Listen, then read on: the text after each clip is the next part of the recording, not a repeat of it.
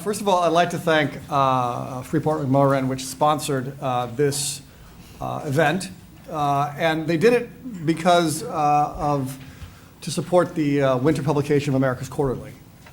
And because normally we take advertising. Turns out mining companies don't advertise a lot because there aren't a lot of consumers for copper. So they don't really advertise copper. So in showing, they wanted to show their support for the issue, and so they did contribute to this sponsorship. And it's part of what we've been doing and will be doing again for the next year, which is looking at the issue of mining, community relations, and development overall. And it's easy to see why. In the last 10 years, as many of you know, mining, or rather the prices of metals and minerals and primary products have increased dramatically. In the case of coal, palm oil, and iron, they've grown between 5 to 10% per year. In the case of oil, copper, wheat, and rice, it's grown at about 2% per year over the last 10 years. So clearly there's a demand and a growth in this industry. And yet mining, as we know, has a long and somewhat ugly history when it comes to development, when it comes to corruption, when it comes to the environment. So the question is always, how can we do this better? If this is going to be a component of the global economy, if the demand is going to continue, not just from China and India, but also in the other growing economies of South Africa, Vietnam, Thailand, Turkey, Brazil, how can we basically encourage and improve the context for natural resource extraction to avoid all of the problems of the past: underdevelopment, corruption, environmental contamination, labor exploitation, and the like.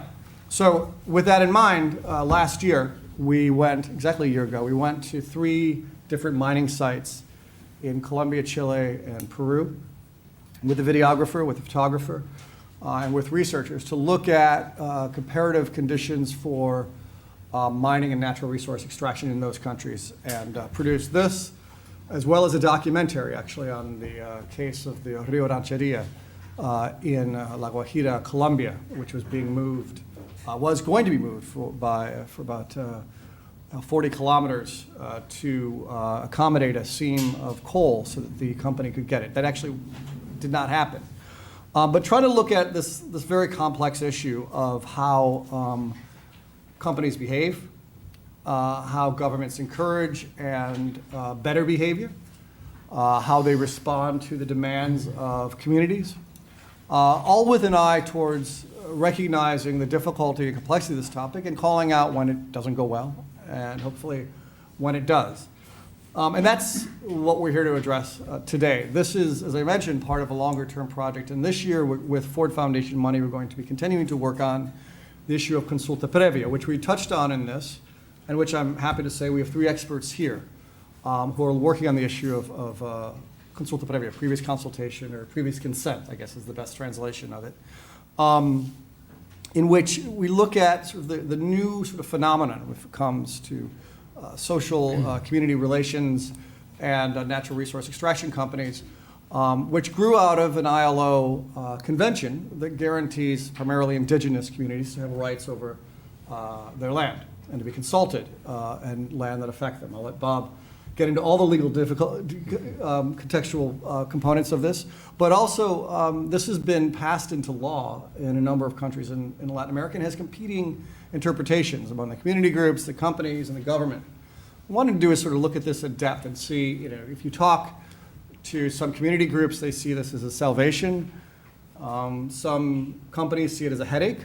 Others see it with a great deal of hope, and governments, I think, are still trying to find out where they lie in between. So I'm happy to say we convened 3 experts. I won't read to you from their bios. I'll just say that Emily works with Oxfam and has worked on these issues for a very long time on natural resource extraction, in particular in oil and gas in Peru.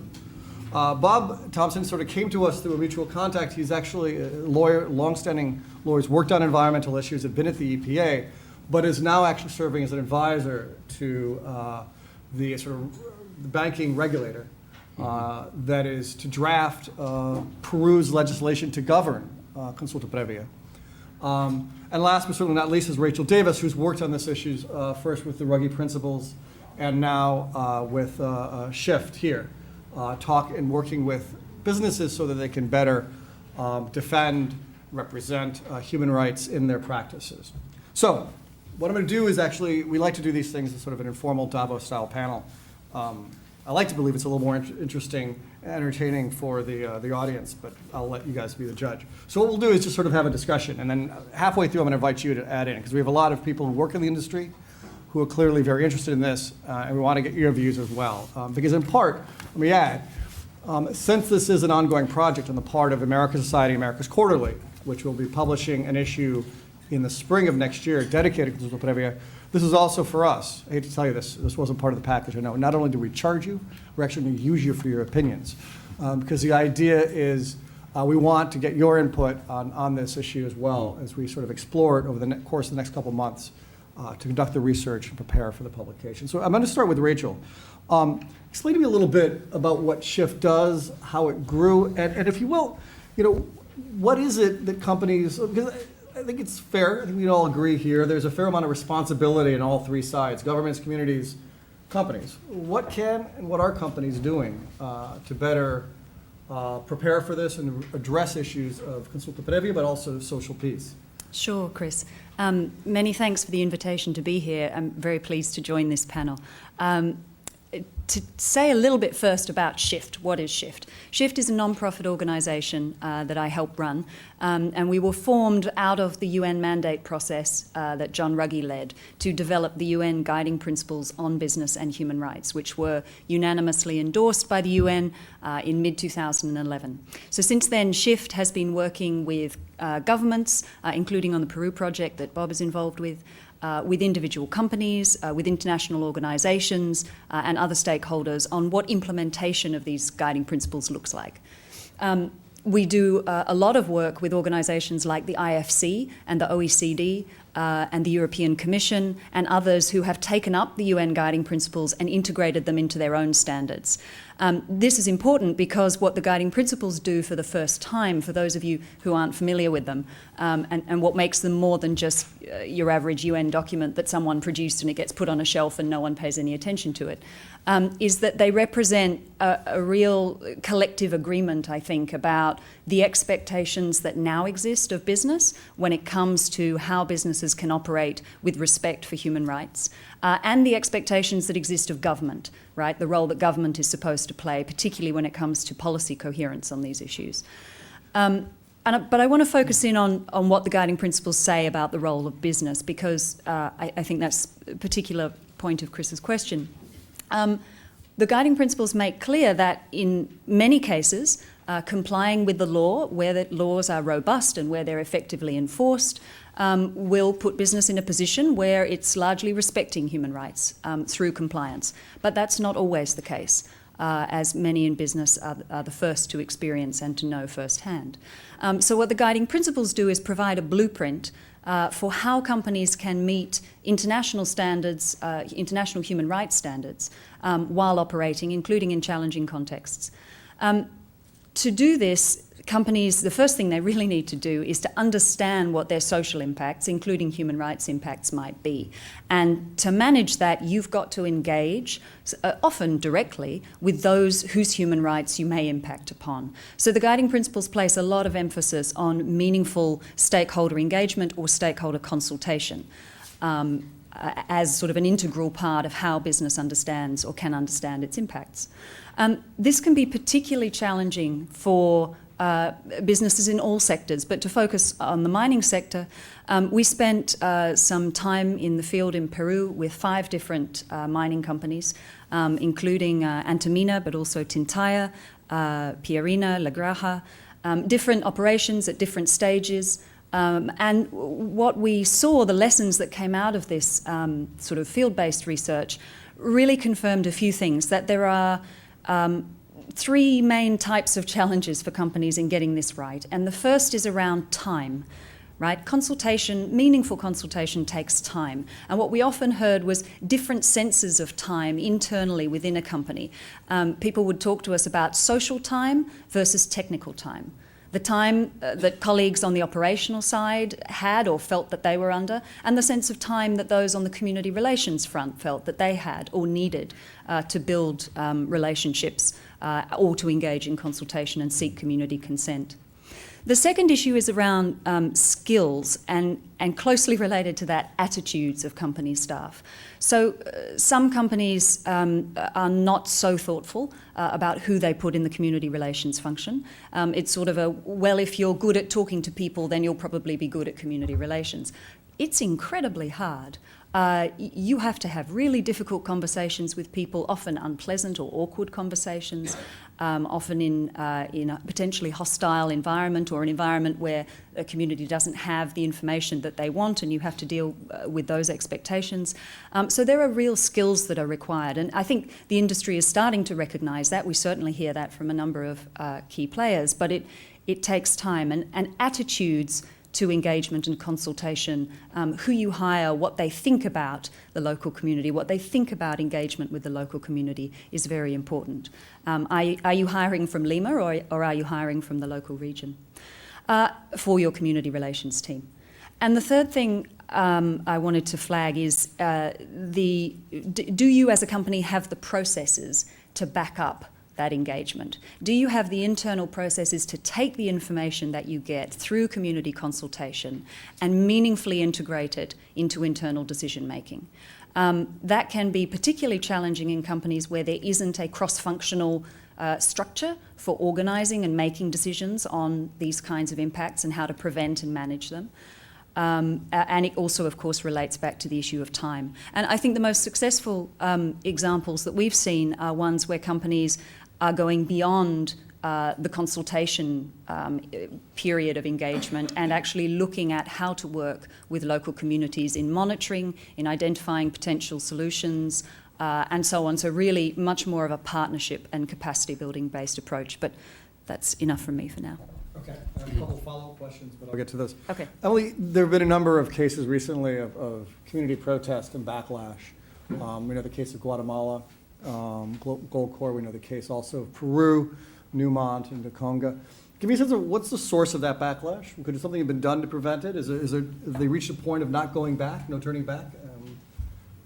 Yeah, thanks for that question, and thanks for the invitation to be here. I'm glad that you asked about Guatemala and Peru, because by coincidence, I just have returned in the past 3 months from both countries. Good. And have met with government officials on this exact issue of Consulta Previa. So it's, and it's quite different, the context in each, I found.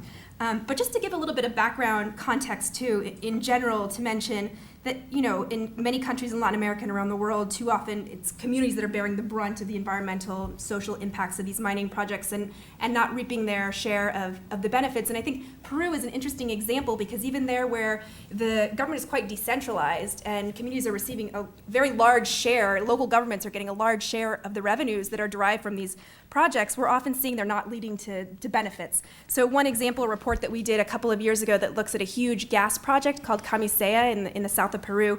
The district government, the local government responsible for receiving one piece of the revenues, went between 2005 to 2007 from around $6 million to over $22.7 million, which is a 272% increase in the money they had available for investment, not surprisingly only able to spend about 50% of those revenues. Also, you know, there's the historic experiences that you referenced in your introductory comments: environmental contamination, human rights abuses, the potential significant impacts on livelihoods and water. And so communities have real reason to be nervous about these projects. I think Consulta Previa is one possible strategy to get at these issues, not the only. It's one kind of tool in the toolbox for approaching this challenging situation. But in order for it to enable communities to really influence decisions around these projects, I think it's really important that governments and project sponsors recognize that there needs to be an option for communities to say no. And that's why I think in recent years, the dialogue has really begun to shift from a conversation about consultation to a conversation about free, prior, informed consent, which means that communities would be adequately informed about a project in a timely manner, offered the opportunity to participate, and also that they'd have the ability to either accept or reject a project. And we're seeing more and more in very recent years, investors and even companies themselves embracing this concept. So for example, many of you might have seen that the International Finance Corporation of the World Bank in 2012 put into practice their policy requiring free prior informed consent for projects that are going to impact indigenous communities in certain circumstances. Just recently, only a couple of weeks ago, the International Council of Mining and Metals also put forth their own policy statement on free prior informed consent. And Oxfam, we put out a report in 2012 where we look at the positions of 28 oil, gas, and mining companies around the issue of consultation and consent. And we're seeing since 2009, where there were only 2 companies that had an explicit policy recognizing, I'll call it FPIC, just to be shorter, that's sort of the jargon that we use. There are now, it's gone up to 5 companies that have explicit, of their own goodwill, have decided to put this in their policy because they realize in the end that it's to their benefit. I think that they're really starting to see that they need to invest at the front end in good relations and making sure that they really have a participatory process with communities. And then, coming back to the question of Peru in particular and of Guatemala, I think, in Peru, there's been a lot of exciting progress, and I know we're going to talk a little bit more about the consultation law, Indigenous Peoples Consultation Law, which was passed in 2011, which requires the government to consult with Indigenous peoples prior to implementing legal or administrative measures that would affect them directly. This law specifically references consent. It says the purpose of a consultation is to achieve their agreement or consent. And this was passed in response to a bloody conflict that is referenced in your article about Bagua that happened in 2009. And it was a series of protests that broke out by indigenous communities in response to supreme decrees that were passed by the government of Garcia at the time. It resulted in dozens of deaths of policemen and indigenous peoples as well. And I think in that case, it's a very direct link where you can say specifically, the frustration of the people was that these laws were going to be impacting their lands, but they had never had the chance to give their opinions or be consulted over them. Conga, big project in mining in Peru, obviously another more project-specific example.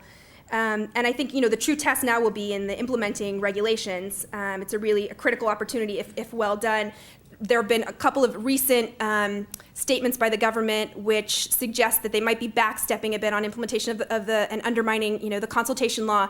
But it has a very strong regulation, so I think there's a lot of potential there if the government decides to do well on that point. And then just really quickly on Guatemala, the context is quite different. There's much stronger opposition to mining in the Guatemalan context. And there's some interesting phenomenon. Indigenous communities have organized their own consultation processes, which they're calling consultas comunitarias, community consultations. And they've actually had 76 consultations across the country involving 2.4 million people. And these have resulted in statements of opposition to mining. And the Constitutional Court has found that they're legitimate processes, but not binding by law. So that will be interesting to see how this plays out. And then local governments are also, in some cases, doing their own consultations. And these are called the consultas municipales, or municipal consultations. And these are considered binding at the local level, but since in Guatemala, like most countries in the world, the minerals are subsoil resources are considered the property of the state, it will be interesting to see, and there's challenges in the courts happening right now, what's going to happen if that moves all the way up to the Constitutional Court. So I think that if government respects the outcomes of these local processes, and this important point that you raised about time, letting communities have adequate time to use their own traditional decision-making processes to decide how make decisions around these projects, I think that that would be a way to avoid this type of backlash down the road. Okay. I want to get back eventually to the question of sort of local government spending. In the research we did, we saw the case of San Marcos, for example, or Antamines, where in 1 year they got $60 million in a town where 2 mayors have been, one was actually killed or supposedly killed under allegations of corruption, another one had to leave, and the town still doesn't have potable water. There is certainly the misappropriation of funds or question of government capacity here, which is also problematic. Bob, you, as I mentioned, you're helping on the drafting of the Consulta Previa law in Peru. I guess my first question is why why is it a banking regulatory issue? But more specifically, you've worked on environmental issues. Give us a little sense of where that's going, but also it may be necessary, but is it sufficient?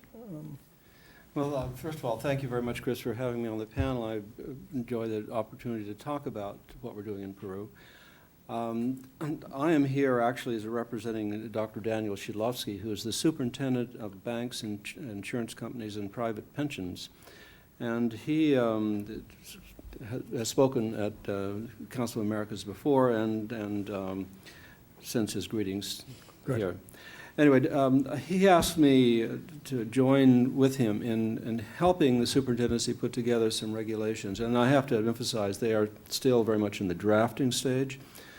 Just as in the United States, regulations in Peru have to go through a proposal phase and then receive comments. It's going to be approximately a month or two before the regs are actually proposed. Then there will be a comment period of about 90 days, and at some point, hopefully before the end of the year, these regulations will go into effect. It's not legislation, it's an administrative regulation, and the person who signs them is the superintendent of banks. Anyway, I got involved because of my long career as both an environmental lawyer and a human rights lawyer. For the first 34 years of my practice, I was an environmental lawyer. I worked in the Environmental Protection Agency for 12 years and then practiced law and was the head of the environmental groups of two major international law firms. Retired in 2000, and since then I've been involved in human rights matters. People ask me why I didn't continue in the environment, and I said, well, when I started in environmental law in 1970, you could get all the environmental law lawyers in the world together around a conference table and they could talk to each other. Since then, there's an army of environmental lawyers, and most of the problems are either certainly identified, and a lot of them have been solved, but the human rights field is different. It's very much as if I'm looking back in the 70s and looking at environmental issues. You look at human rights issues, and a lot of the same issues that we confronted 30, 40 years ago are hitting the human rights area.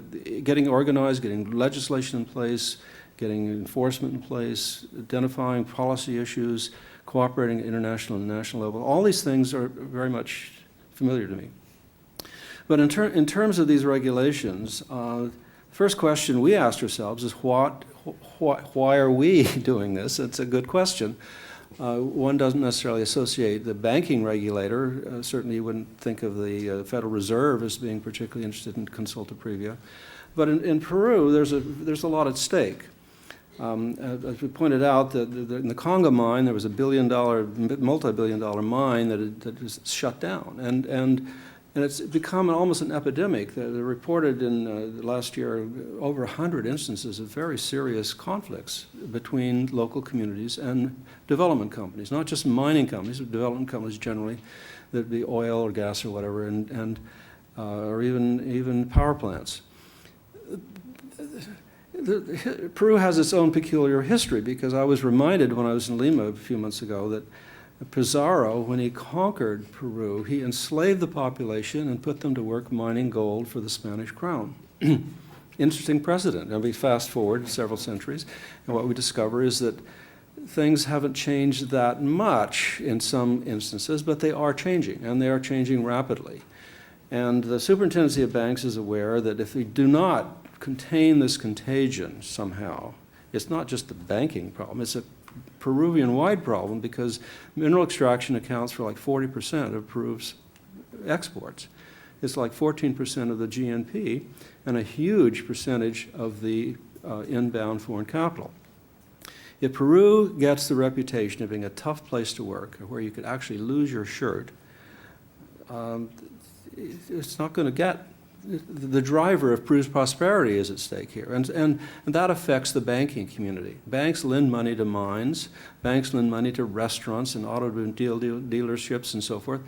And if a mining operation is stopped, or any major development is stopped, that's going to really hurt the local economy, and it's going to hurt the Peruvian economy, and it's going to be very hard to persuade international capital to want to invest in Peru.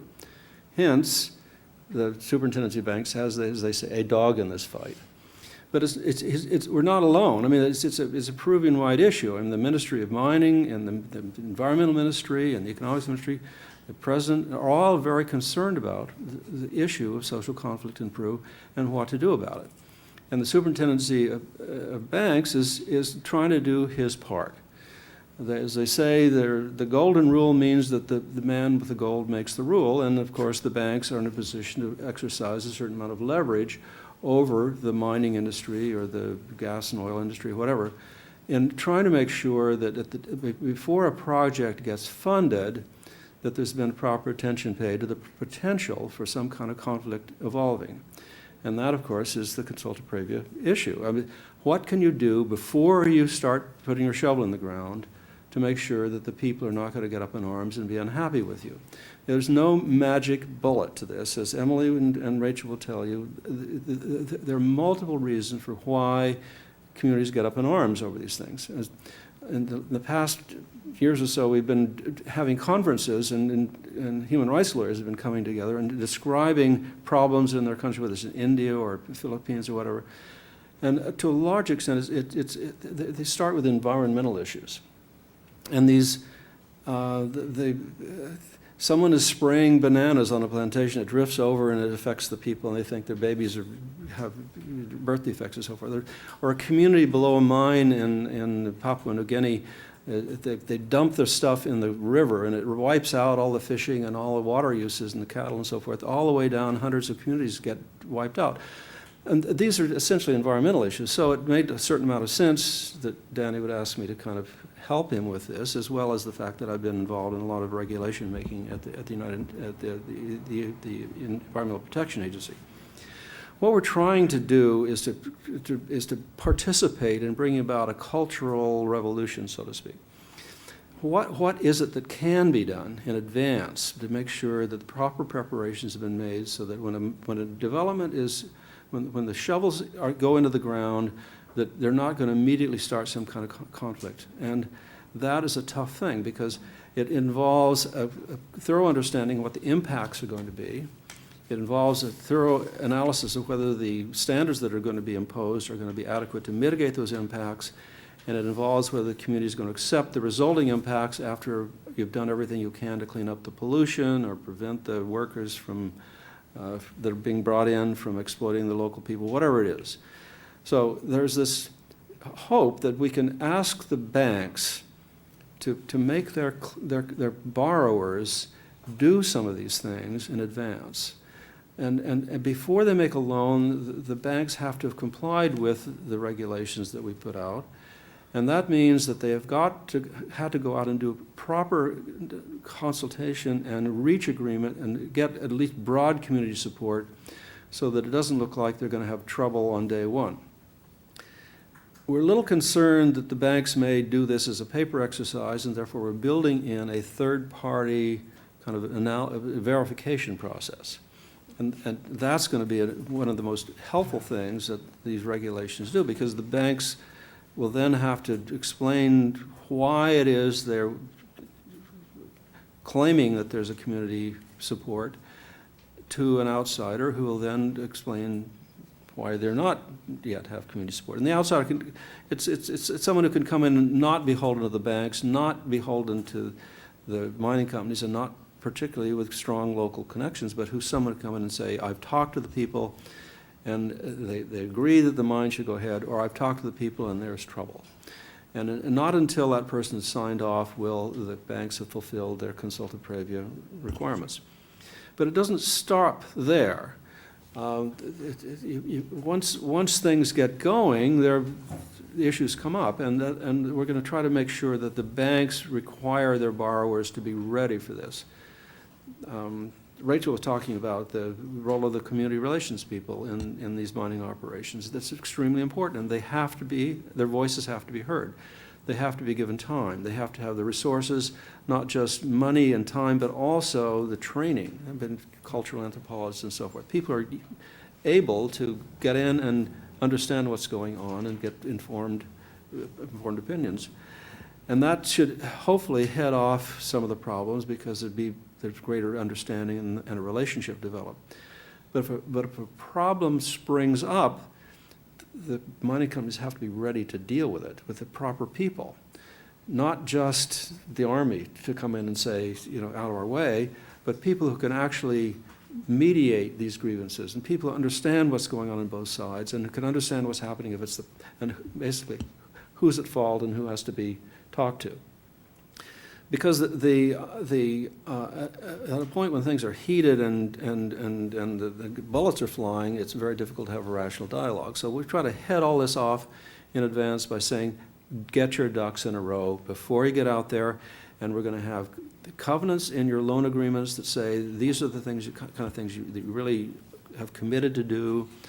There are going to be analyses of whether you're actually doing what you're supposed to do, and if, God forbid, something blows up, everybody's going to have to come back into the room. We're going to do a post-action analysis and find out what went wrong, and we're going to kind of make notes, and the regulations are going to kind of revolve over the time to try to... I want to actually open up with the audience in a little while, but I want to give you all a chance to respond to each other's comments a little bit, to get a conversation flowing among you. With sort of me abusing my role as a moderator, to add 3 questions to this, or some of the things. One is, does that imply a veto right on the part of communities to say, no, we don't want this, and people have to listen? The second is, particularly for you, Rachel, is the issue of the government and state capacity, which we talked about. And the third is, what about the risk that if the U.S., these are primarily, say, U.S.-based companies or U.S. investors, what about the risk that if they can't invest, then the Chinese will?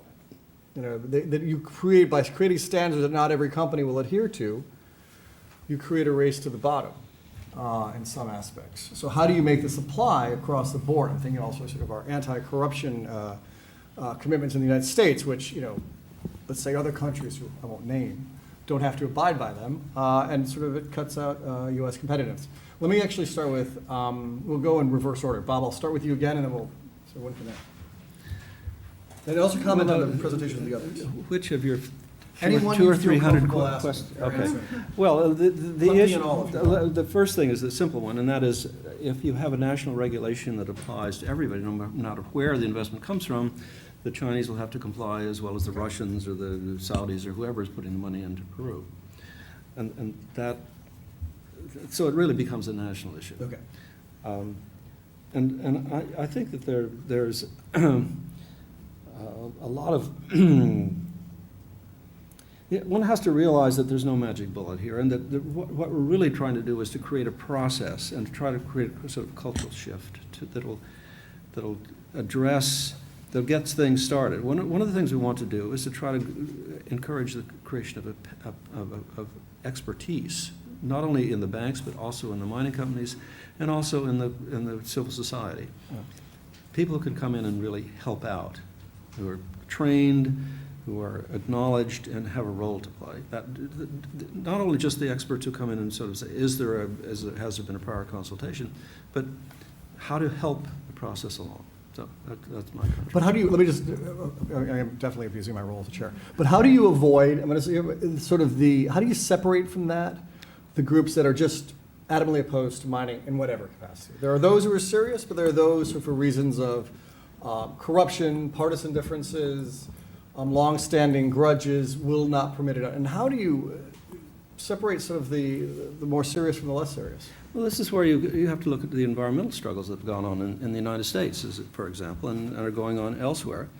The not in my backyard syndrome has been with us as long as there have been projects. And people, the difference between the United States and Peru is that in the United States, people have a huge amount of say in things, and they have legal rights, and they can bring citizen suits, and they can go political, and they can speak to their heart's content. In Peru, it's a little harder to do that because the government is not exactly the same as it is in the United States. So if indeed there is real opposition to a mining project, there are various things are going to happen. One is that mining companies realizing that serious opposition can translate into serious problems operating the mine and serious potential for loss of huge investments. And so the mining companies are realizing that the people are speaking, and they are gaining allies, and they are gaining effective ways of doing things, not just with spears and bows and arrows, but politically, with using the legal means at their disposal, and also reaching out to NGOs from around the world, like Oxfam, to expose these things that are going on. The people are becoming enfranchised in a way that has never happened. I mean, television and cell phones and all this has been remarkable in giving the people a voice, and that voice is being heard. So, you know, and if the people are really adamantly opposed to a project, the superintendency of banks will sniff it out, and there will be some pressure on to shape up. not go with the project. The mining companies I've talked to know this, and it's in their own interest to get some closure on this issue. And if something's really terribly happening out there, or likely to happen, don't go there. Yeah. There are lots of places to go in lots of different communities. You don't always have to go to a particular spot if you've got people up in arms. Good. It sounds like you're an optimist then, actually. There's a process of... I believe in progress. I've saw it, in my career as an environmental lawyer. I expect to see it in this area. Emily? Yeah, I would really agree. And I think, the veto question always comes up, and I thought that the UN Special Rapporteur for Indigenous Peoples, James Anaya, did a good job of talking about how in this process of multicultural dialogue and good faith process, neither party should have a right to a veto, neither the community nor the government. But he also outlined, he actually gave an interesting presentation in Lima just a month or so ago, and he did outline that, there is an international legal framework that protects the right for Indigenous peoples to be able to consent in certain circumstances. Not every single circumstance. However, according to the UN Declaration on the Rights of Indigenous Peoples, ILO Convention 169, and really importantly also the Inter-American Court of Human Rights, which found in a case of Saramacca versus Suriname in 2007 that states must respect free, prior, informed consent for development projects with significant impacts on Indigenous peoples. So it goes beyond just consultation. There we're talking about consent. There's an obligation to ensure that agreement is reached and that there's a consent, that they find consent. And I think, that's really critical because it's difficult to imagine a mining project that wouldn't have significant impacts. So I think basically across the board, there may be a certain remediation type of, decision that a company would make that they wouldn't require consent, but for the most part, it really is about finding consent. And I think, it's a good point that companies are seeing that, they don't want to invest millions of dollars and then find out down the road that they weren't able to get consent, and then they see their projects halted. And the project that you mentioned of Conga, I saw a statistic, the company itself actually said, Newmont, that they were losing $2 million a day in the first days after that conflict. So there is, a huge cost to them, and being able to find it early, find out that this isn't going to work. And in some contexts, it just won't work. I think, in Central America in particular, you'll see a lot of places where communities feel very strongly that they don't want mining to happen.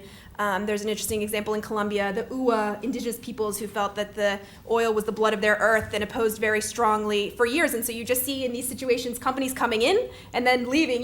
I've been watching this for many years now, and so I'll see one company come in after the next. And it's not to anyone's benefit for that to happen.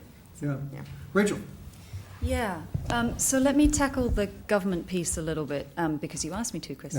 In the guiding principles, we were really clear to differentiate between the complementary but quite distinct roles of governments and business. Governments have existing legal obligations. They know what they are. They don't always act accordingly.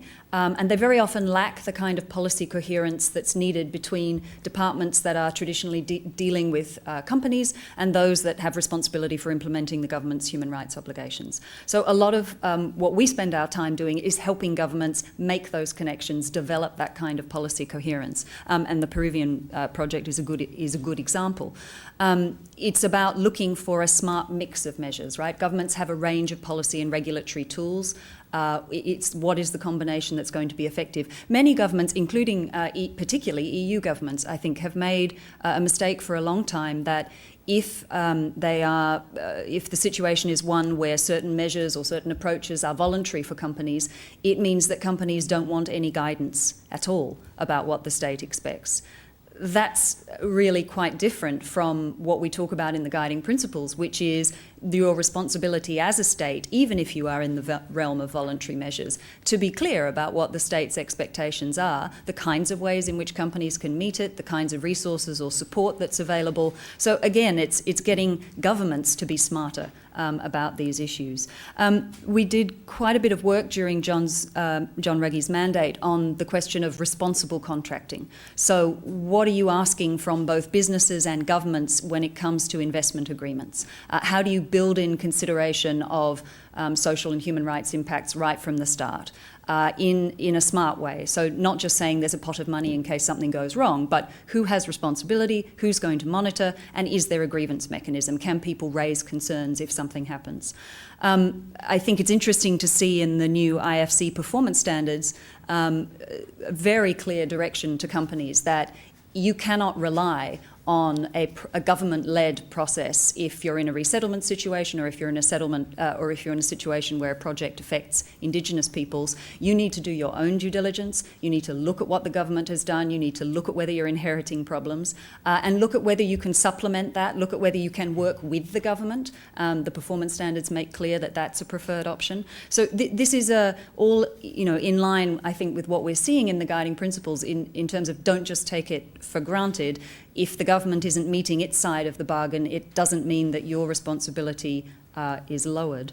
On this issue of, you specifically raised, Chris, Chinese companies, we engaged with the Chinese government, of course, during John's mandate, and they were indeed part of the consensus at the UN around the guiding principles. China is very alert to these issues in the overseas operations of its companies. And just a month ago, there was a discussion hosted in Beijing about human rights and business within China, what it means for Chinese companies operating in China. That's a new step in the conversation. It's a very important one. But just focusing on the activities of Chinese companies abroad, including in Peru, they haven't been immune from these kinds of issues that affect companies from other jurisdictions. And back to Emily's point about costs, which I think is an excellent one, and one that we've spent some time doing some research on. You look at the kinds of costs that can accrue to a major mining operation if you have a stoppage or if you have delay, and you look at the frequency with which community discontent is manifested now as stoppage or delay. We looked at 50 publicly available cases. In half of those cases, there is a stoppage. If you are a 3 to 5 billion capex company or project, that's 20 million a week right there. Right? And these are real figures. But what we see is that the companies are not taking these figures and aggregating them in a meaningful way. Because if you've got an interruption or a stoppage, you've got clear costs. What's not so clear is, for example, the internal costs of staff time spent managing this. You've got people spending up to 70% of their time doing this and not being able to do their quote-unquote day job. You've got missed opportunities for expansion. We see that with Yanacocha and Congo and what's going on there. You've got missed opportunities for acquisition. Again, it doesn't matter what kind of company or what jurisdiction you're from. If you get a reputation for not managing relationships with communities well, that's going to stick. I've actually got a lot more questions, but I won't bore any more of you with them. Why don't we open it up? And since we have people on webcast, even though it's a small room, we're going to have you speak into a microphone, if you don't mind. So please raise your hand and identify yourself right here, and here comes a microphone.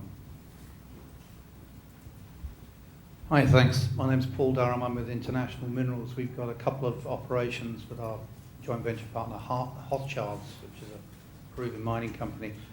One project's been in operation 7 years. Hochschild's are the managers of the project, and as far as we're concerned, they've done a very successful job managing that mine. The new mine in Maculada is scheduled to come into production in about 18 months' time. The couple of questions that I've got for you are this. You mentioned the lack of veto. How much frustration is that causing? Because I can imagine if you're consulted and you're not allowed to really have a say, that's to my mind that is a not particularly satisfactory arrangement, right?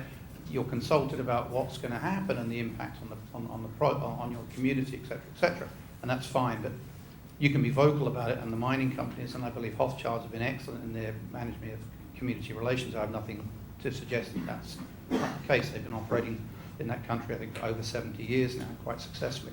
So that's one question. And the second question is the distribution of the royalties and the taxes to the provincial, to the state, and then down to the various sort of subsectors of government. Clearly, that's not particularly an efficient process. And is there frustration there that the local people are not seeing what they deem to be their fair share? My feeling is, personally speaking, that they're not seeing their fair share, or it's not getting down into the system efficiently distributed. I mean, you see classic cases of Olympic-sized swimming pools. Yeah. People are trying to spend the money, but it's not being effectively distributed. Now, I know that they're not allowed to pay, this is not allowed to be paid out in salaries for local officials and stuff like this, but what is the government trying to do to make that to return the money to the actual local people where the mining areas are involved, can that be improved? And will that sort of defuse any tension and make life a bit happier for everybody? Two very good questions. Why don't we take those? Because I certainly saw plenty of evidence of the latter when I was visiting Antamina. Olympic-sized swimming pools, bull rings, no potable water. So, and we want to start, Bob? Why don't you rephrase the first question so that we can, it has to do with the effectiveness of a veto. I'm not quite. Is there a risk that if there isn't a veto that we're just sort of being somewhat of a tease? Is that right? Well, I guess the question is, fundamentally, if you're consulting people and they're told that they haven't got a veto right, the government can overrule them. If the government can't overrule them, isn't there an innate sense of frustration there to start off with?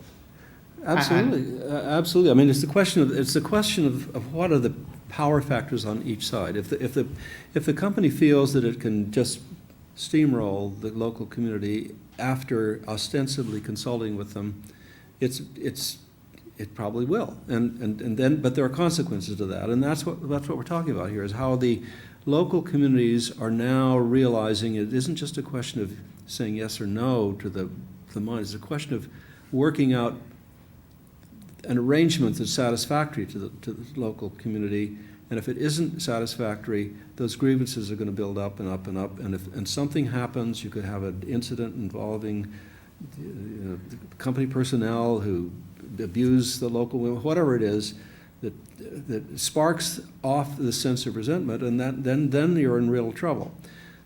What we're seeing is that the power balance is tipping in favor of the local communities. Forums like this, where these issues are being raised. I mean, this could have happened 10 years ago, I would imagine. I mean, Chris knows, he's really, the effort you made to publicize this issue is a new phenomenon. But I just add one thing that we sort of, on this point that we discovered is, we should probably even rephrase it. It's not consulta previa, but it's also consulta constante. It should be regular consultation. Exactly. And the Yeah. successful cases we saw weren't just doing it before and saying, okay, we've done it, check that box, we're done. Whether or not it implies a veto, it's sort of the process of this rolling dynamic relationship that has to be constantly nurtured. I think the real issue is how to get to yes with these projects. And if you have a situation where you have an indigenous population that's probably multiple tribes involved, multiple family histories and so forth, relatively remote from society, low levels of education, not really knowing exactly how to negotiate, you're in trouble because you can't get to yes with a sort of an amorphous kind of unskilled situation. And even if you get to an ostensible yes and have the leaders sign off, the question is, there are two questions. One is whether the minorities are going to agree with the leaders, because there's the tradition of following the majority may not be particularly embodied in their culture. But also you have the issue of whether signing the contract, as they used to say in China, is just the beginning of negotiations. And the mining companies are confronted with this situation. They're used to, in some cases, dealing with when you sign something, you really mean it, and you can count on it. And this is a different world, and they have to learn that sometimes you have to build some capacity in the local community so that the local community can really know what it's doing. If they need expertise in the environmental aspects, get them an expert. If they need to have their own lawyer representing them, pay for the lawyer. That happens all the time in the environmental area, and it's just commonly done. And so these techniques have to be rolled into the negotiation process, and the capacity building has got to be in the forefront. And that's what we're trying to build some of that into the regulation. Rachel, you seem to be itching to answer questions. Yeah, I really agree with what you said, Chris. I think it's incredibly important. And I'm going to wrap that into an attempt at an answer to the second question, which is when we were looking at these instances, cases of conflict, we tried to distinguish between proximate and underlying causes, right? What's the trigger? But what do people really unhappy about when you dig under the surface and say what's getting to you here in this case. And the proximate causes were almost always environmental related or community health and safety related, right? Perceptions of pollution or actual pollution, spills and so on. But the underlying causes were socioeconomic distribution of benefits, right? And a sense that we just don't feel like we're getting a fair deal, and we don't feel like we're heard. Because the other thing that was underlying was the modes of company consultation and communication on an ongoing basis, right? Throughout the life of the project. Yeah. Because you're going to be there for 50 years and you're going to be neighbours for 50 years or longer. And what we've seen that's really positive, I think, is those companies that have unclenched a little, let go a little, realize that they need to have a two-way relationship and set up effective structures for meaningful dialogue. And sometimes if you're in a situation where there is a history of distrust on both sides, that can mean involving a neutral third party, which companies can be reluctant to do. It feels like you're losing control. It feels like this should be a relationship between the two of us. Why are we inviting someone else in? But you look at, for example, what Tintaya has done, right? Tintaya has certainly had problems, but because of the dialogue tables that they set up, the way that they've been facilitated, there's an absorptive capacity there that meant when local issues arose and there were concerns and political issues on the table, the local communities who have been involved in the dialogue table feel listened to, feel that they have a place to come to and be heard by the company, see their views being taken into account. Were willing to hold back and say, okay, we're not going to just jump on the bandwagon. We know we have an independent relationship with you that we value and we trust. And I actually think that there's learning from these kinds of experiences that companies can bring to local governments. Because what you then see Tintaya doing in their foundation work, where they have to work jointly with the local government, is setting up similar kinds of dialogue structures that are tripartite, that involve the government as well and local communities, and helping the government see how it can actually engage in more meaningful consultation with the local community. So to me, that's a really interesting example. On this issue of the inability of the local communities to use the funds that have been allotted to them, that's really identified as a very serious issue, and it needs to be elevated. And one of the things that we're looking at is, can we ask the mining companies to take a hand in creating capacity at the local level to use these funds? The illustration, Emily, I think you were talking about it, about the company was so far out in the weeds that they took, could only get there in the spring, after the waters had receded, and they couldn't even put potable water in. Well, what can the mining company do? What could the oil company do to really create some capacity? Can they donate some engineers who know how to do this stuff? Can they help the financial way? Can they help with the banks? Can they, what are the problems of getting this money utilized at the local level? It's obviously a critical point, and it should be addressed early in the process. Oh, So he's referring to, before this conversation, we had a pre-conversation. I was wondering, did I No. space out in the middle of the panel? And I'm glad you raised that, because I was going to mention that exact example. Okay. So in the report that I mentioned that we did in 2009, looking at this Camisea gas project and revenue expenditures, we actually went out and did a field visit and talked to communities, and there were some real challenges there for the local government in terms of administering projects. It wasn't just sort of the lack of capacity and the quick ramping up in terms of the huge amount of revenues that were coming in and getting up to speed. It was also that the community that was affected by the project, this gas project, was an Amazonian community there were no roads, there were no trains. It was really an extremely remote area, so much so that there were whirlpools. It was in a canyon. You had to cross a canyon, a very narrow canyon, to get to the area. And in the rainy season, the water would rise in that canyon, and there were whirlpools. So it was very dangerous to pass through. So there were basically several months of the year that you just couldn't even access the area other than by plane or helicopter. So imagine a local government dealing with that. And one of the issues that we were talking about prior to the gathering was, I think we're going to see more of that. We're seeing more that companies are going to more and more remote areas, and these kinds of challenges are increasing. So what they were doing, I think, there were some innovative steps that the local government was taking. They had assigned a certain amount, I think it was about 10% that was going to be allocated specifically to that community, kind of forcing them to think creatively about how to get that money spent. They had created an Indigenous Affairs office. We actually did a report last year that's called From Controversy to Consensus, and it has 3 different case studies, 2 from Peru, 1 from Bolivia. One is the Tintaya mining case that Rachel mentioned. And in that context, one thing that we saw was that Indigenous affairs offices can be very useful, having people in the inside of the local government who represent the community, speak the language, understand the culture, and are feeding directly into the planning process. I think you beat me to the punch on dialogue roundtables, but I think these multi-stakeholder roundtables are also a key piece of that process. And I think one thing we've seen also in Espinar, in province in southern Peru, is that we've seen often mining companies wanting to implement their development projects directly, feeling like, we have access to the communities, we know what they want, we're speaking to them with our community liaison officers, so we're going to go ahead and do that. And the community's feeling, well, they're going to do it quicker than the local government is. So in some ways, they have their own incentives for that preference. But we really are starting to realize, and I think some companies are also starting to realize in dialogue that we've had with them recently, that this is not going to work in the long term.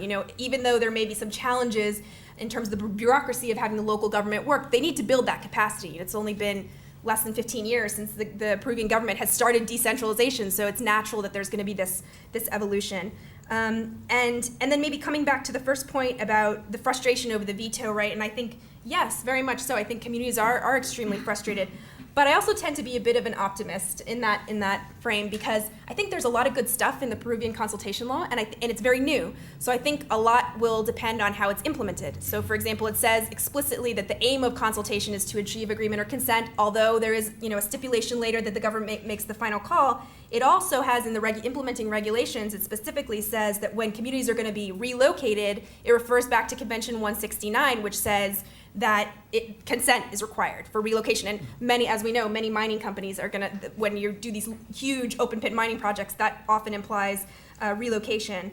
And Peru also has a land law that's a separate law we haven't talked about that requires 2/3 agreement for property owners before companies are able. And that's not relevant in all cases, because in some contexts it'll be indigenous people's traditional ancestral resources. They might not have titles, but that's another sort of protection, safeguard there in the Peruvian context.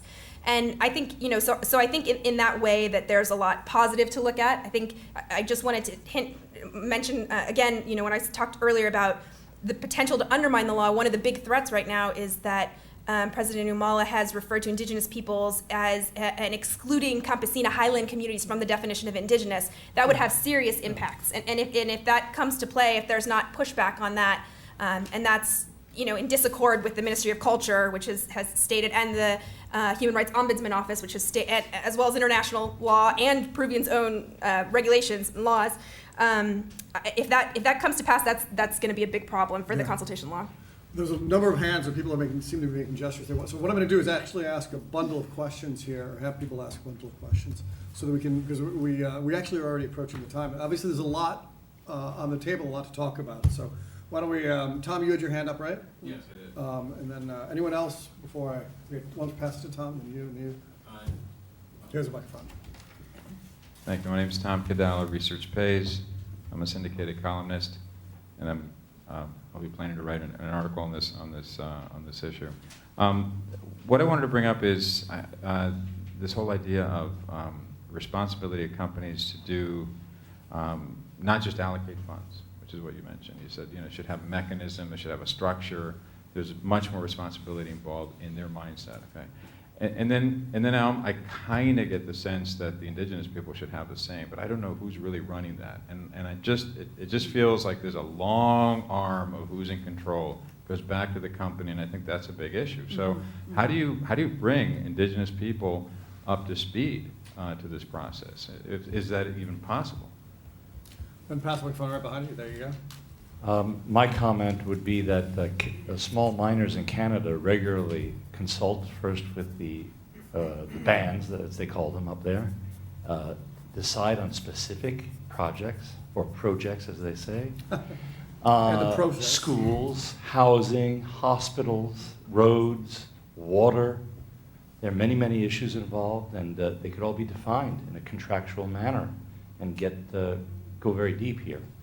And secondly, there's taxes, there are royalties. There could be a royalty, as I think you guys intimated, that would fund all these projects. Lastly, I'm sitting next to a gentleman who is the president of a company that does totally non-acid, environmentally friendly, water-based metallurgy for extracting precious metals from the ore that are tightly bound in the ore, especially the oxide ores. And we'd like to talk with you about that afterwards. Fantastic. Thank you very much. We're glad we have industry representatives here. The hand was back there. Yeah, you have a microphone. All right. Yeah, Peter Nuttiger, I'm with. Not working. Hello? Yeah, Peter Nuttiger, I'm with CR Advisors, which works with mining firms to be as responsible as possible. And we haven't talked too much about the firms, and I know that's not really the focus of this discussion, but at the PDAC conference in Toronto a few months ago, companies were talking about the importance of being responsible for, one reason was that there is turnover with these mines, as I think Emily mentioned, and now it's getting to the point where if somebody has a mess on their hands, the value of that property or that asset, as they often call it, has gone down. And I'll just put in a plug for Rachel's Cost of Conflict report, which I find to be one of the best pieces of work that I've used to try to persuade mining firms to be as responsible as possible. Because if they're not, it's going to cost them. And so if they're acting in a responsible, sustainable way, the actual sustainability of their organization will be increased, is what our position is. And I'm just wondering if you have any comments on that. I forgot to tell Rachel, we don't allow planted chills, actually, in the audience. No, I'm just joking. No, that's a good report. Anyone on this side? I've favored the right. Okay, there we go. Hi, I was just wondering if there were any other countries that had expressed interest or started drafting a law similar to that in Peru now. Very good. Anything else? Okay. Emily, why don't you start since you got the shout out? Okay. I'm sorry. Yeah, go ahead. Yeah. So, oh, sorry, what did you say? I meant to say Rachel, but go ahead. We both, My bad. we You were both looking got at me. shout I'll outs. take, Yeah, yeah. I'll take You credit go. for that shout out. Yeah, You go. I also enjoyed that report. So on the first question about how do you bring Indigenous peoples up to speed, I think it's an important question, a difficult one. And I think the second comment about communities already having traditional decision-making mechanisms in place, they're making decisions all the time about other things in their community. So it's not that it's new.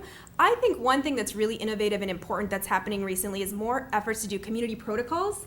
Because the communities already know how they're making decisions, but the government or project sponsors don't necessarily know that. And so a lot of times it's actually taking a step back and asking them, asking community, how do you make decisions, and trying to document that so you have a sense of what is going to be a legitimate decision-making structure.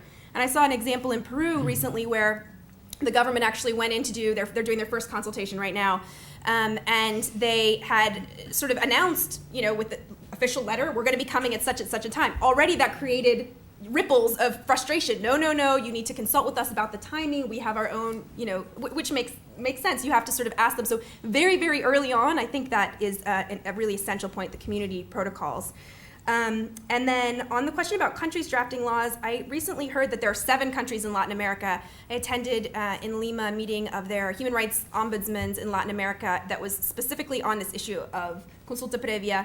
And they said that there are 7 countries that are in various stages of a draft legislation around Consulta Previa. And then, Oxfam also did a report with Due Process of Law Foundation, which I'm happy to share if folks are interested, that looks at legal systems in Peru, Bolivia, Ecuador, and Colombia. So in certain contexts, like Colombia, for example, they have some legislation that's very relevant to consultation, references to consent in certain circumstances, and then some jurisprudence of their constitutional court where they found cases they found that certain projects have not done consultation, and so then have forced these actors to go back and do that. So there's definitely a wave, and I think that's why Peru is so important, because everyone's kind of watching right now to see if it succeeds. Bob, go down. Well, I'll just address the issue about whether there are other countries looking at the kind of thing we're doing in Peru. And the answer is yes. I mean, Dr. Shidlovsky knows everybody who's anybody in Latin America, as near as I can tell. And there's a lot lot of discussion going on, a lot of conferences are being held on this issue, and people are watching. We're really aware that we're in a goldfish bowl, and that when these regs come out in the proposed form, they're going to be looked at by all the governments in Latin America and perhaps, you know, internationally. And so we have to be very careful as to make sure they're right, at least as right as we can make them in the proposed state, and that we take into account those comments. And the comments from other governments are going to be very, very important. So I think we're just sort of opening up the kind of door for the other banking regulators around around the third world, so to speak, to look to see whether that might be something they want to do. If we somehow, it doesn't work, I guess that'll be a setback, but I'm optimistic. Yeah, thank you. Rachel? Thank you. I'm going to take that shout out and just enjoy it. Literally, we met 5 minutes before this event, right? So that wasn't a plant. And I'm going to come to the question on capacity building. I think Emily's point is absolutely valid. I would just add to that by saying, you know, what we've seen is the need for capacity building around how you engage on both sides. So some of the most successful efforts we've seen have been where a neutral third-party facilitator, and this by that I mean someone who is an expert in company community dialogue facilitation. They're from the country, but they're not necessarily from the local region, as Bob was alluding to, so you know, you don't have that kind of issue of ties, but they have expertise in this, they understand the cultural context. There is a network of these people that we are building internationally, that we're trying to connect so that both communities and companies will be able to go to them as resources. But to come back to the point, bringing an expert facilitator in and doing capacity building for how to engage, for how to negotiate with both parties together. Because there's an assumption, I think, that the capacity building needs to happen on one side, you know, always on the community side, and that's very important, and it does. But very often it's building capacity in the company as well for how to sit around a table with people and meaningfully engage. And those examples are the most successful ones that we've seen, actually, where it's been done together. And that takes time. And so it's been in projects that have been willing to allocate time to that kind of process. How much time? So you have an idea. A month. I mean, 3 weeks, 4 weeks of, at least, of coming together every week and investing time in how to talk. I mean, that's got a real cost, right? A real cost for a project. But we did a series of 3 videos, one actually on Tintaya mine, one on a hydropower project in the Philippines, and one on Chevron's operations in the Niger Delta in Nigeria, looking at these kinds of processes in each of those 3 situations, what's been done. The videos are told totally in the voices of the participants, local communities, and the companies that were involved. They're about 40 minutes long. They're on Shift's website. And they've been used as teaching modules within those companies themselves to sort of share the experience in that project and what can be required and what can be replicated in others. And a final point just on Peru, in addition to what Bob said, what Danny and his team are doing is beyond what the IFC does. This is not just beyond other governments in the region. This is beyond anybody. And it's, it's really a very brave undertaking. And so the IFC has been closely involved and other actors, but what Peru is doing is unique, I think, at this point. Just had one point. Yeah, please. I realized I focused on Latin America on the question about countries drafting laws, but I just wanted to mention also globally that the Philippines has a really interesting regulation that actually requires consent and not just consultation that they put into place last year. And they've actually had a law since 1997 that requires free prior informed consent. And they've now updated the regulation to make it more specific. And also that the Northern Territory of Australia has required for many decades consent, not just consultation. And mining on Aboriginal territories in the Northern Territory of Australia contributes about $1 billion a year to their economy. So it's kind of obviously it's a different context and we're talking about a developed country, but I think it's a nice tale to say, yes, sometimes in that context, projects don't go forward, but still they've been able to make a good go of it and it's contributing to the economy and it's been for the benefit and the long haul of their economy. Yeah.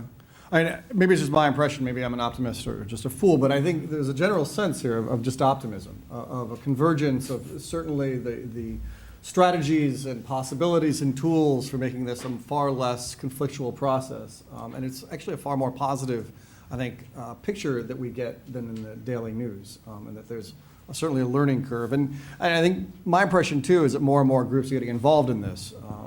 NGOs, businesses, lawyers, the UNDP. Actually got an email the other day from Secretary of State Kerry's office asking for groups that are doing thoughtful work on this in Latin America, because he wants to sort of start to get engaged in this. So, I mean, I think this is generally a positive direction in terms of what was once a very fraught thing. And just, I think we hit on a number of issues, which I want to return to over the course of our project and hope we can stay in touch with. One is in the capacity of the state, capacity of groups to be able to understand and interpret, and the real gap there in terms of being able to provide support so that groups and communities can better understand what their needs are and what's being. We heard a lot of groups say in our own research, they felt they were being, or feared they were being steamrolled by companies that come in and just give them a bunch of numbers and they don't know. And they automatically are suspicious with or without reason. The other issue we came up a number of times, which is very important, is the issue of royalties and how that gets spent. And there's another sort of a wrinkle in this in the case of Peru is there's also a legislation that requires the royalties passed directly to a number of regional universities. The idea is to build their local capacity. But the same thing is happening there that's happening in local governments. They're just hemorrhaging the resources. They can't spend them effectively. They're not creating that local capacity that was what was a very good idea of creating engineers who could fill these positions. The universities simply don't have the capacity to spend it effectively. So another sad wrinkle on a very well-intentioned law. But I think what we all agree is there are best practices, and there is sort of a process of education that's going on. I'll just say to all of you, as I mentioned, we'll be working on Consulta Previa. We'll be doing round tables ourselves at a national level. In Chile, most likely on August 9th, in November, in Peru on November 13th, in Colombia and in Guatemala too. So invite all of you to pay attention and hopefully attend. And thank you very much for joining us, and please join me in thanking the panel. And